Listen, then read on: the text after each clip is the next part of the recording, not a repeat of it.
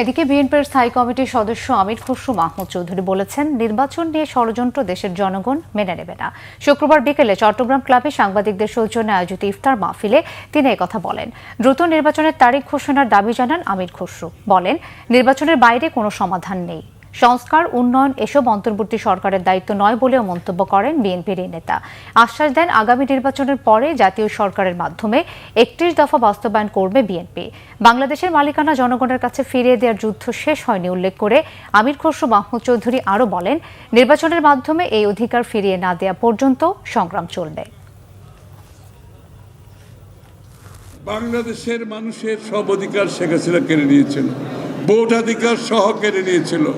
আবার মনে হচ্ছে এরকম একটা সুর কেন জানি বাজতে শুরু করেছে যে আমরা এইটা সেটা করছি, আমরা না চলে গেলে রাজনীতিবিদরা এই কাজগুলো করবে না, এগুলো পরিপূর্ণভাবে শেষ করতে হবে।